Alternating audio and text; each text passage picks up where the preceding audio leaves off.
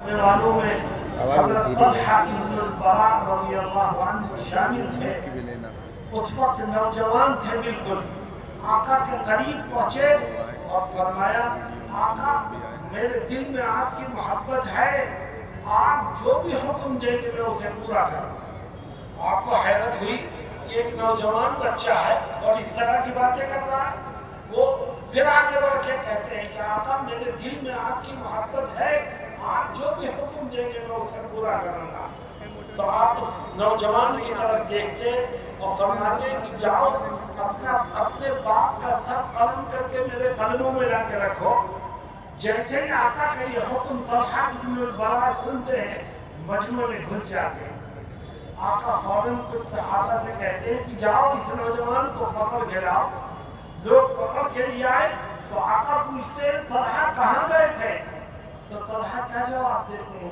کہتے ہیں آقا میں اپنے باپ کو تلاش کر رہا تھا تاکہ اس کا سر قلم کر کے آپ کے قدموں میں لا کے رکھوں۔ آقا فرماتے ہیں طلحہ مجھے تمہارے باپ کا سر نہیں چاہیے، میں رشتوں کو جوڑنے کے لیے آیا ہوں، میں رشتوں کو توڑنے کے لیے نہیں آیا۔ لیکن طلحہ تمہاری محبت کا امتحان تھا، تو 101% اس امتحان میں کامیاب ہو گئے۔ میرے دوستوں اور ساتھیوں، ہماری چھاتیاں آقا کی محبت سے خالی ہیں اور تختیوں پہ لے کر کے ہم محبت کا نعرہ لگاتے ہیں اور کہتے ہیں ہم سے بڑا محبت کا دعوے دار کوئی نہیں۔ ہم اپنے آپ کو بھی دھوکہ دیتے ہیں، اپنے نبی کو بھی دھوکہ دیتے ہیں، اپنے خدا کو بھی دھوکہ دیتے ہیں۔ یہی طلحہ ابن البراء رضی اللہ عنہ ہے، بیمار ہوئے، نبی کریم صلی اللہ علیہ وسلم ان کی مزاج کرسی کو تشریف لے گئے۔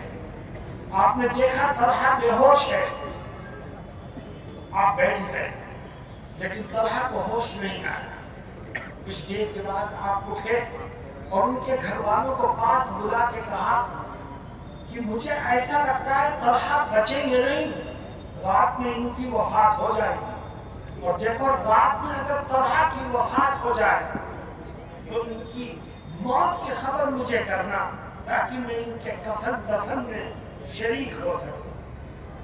آپ یہ کہہ کے واپس آ گئے، رات گزر گئی، آپ کو کچھ پتا نہیں۔ فجر میں آپ کی ملاقات طلحہ ابن البراء کے رشتہ داروں سے ہوئی۔ آپ نے پوچھا طلحہ کا کیا حال ہے؟ لوگوں نے کہا حضور رات میں ان کی وفات ہو گئی اور ہم نے ان کو غسل اور کفن دے کر کے دفنا بھی دیا۔ غصے سے آپ کا چہرہ انور سرخ ہو گیا۔ آپ نے فرمایا کہ میں نے کہا تھا کہ مجھے وفات کی خبر دینا تم نے کیوں نہیں دی؟ میرے دوستو دیکھو محبت کسے کہتے ہیں۔ ساتھیوں نے جو جواب دیا ان کے رشتہ داروں نے، وہ دل تھام کے سننے کے قابل ہے۔ وہ فرماتے ہیں کہ اے آقا جب آپ ان کی مزاج کرسی کر کے واپس لوٹے تو آپ کے واپس آنے کے کچھ دیر کے بعد طلحہ کو ہوش آ گیا۔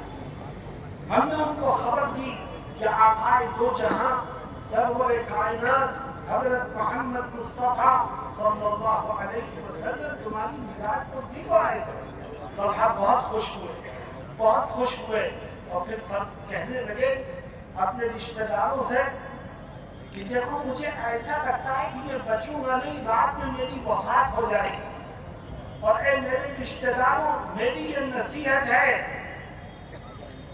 میری یہ وصیت ہے کہ اگر رات میں میری وفات ہو جائے تو میری موت کی خبر میرے آقا کو مت کرنا، کیونکہ اگر تم رات میں میری موت کی خبر میرے آقا کو کرو گے تو ان کی نیند میں خلل پڑے گا، رات کے اندھیرے میں انہیں یہاں تک آنے کی زحمت گوارا کرنی پڑے گی، انہیں پریشانیاں اٹھانی پڑیں گی، اور میں نہیں چاہتا کہ میری وجہ سے میرے آقا کو کوئی تکلیف پہنچے۔ مسلمانوں اپنے دلوں میں چھا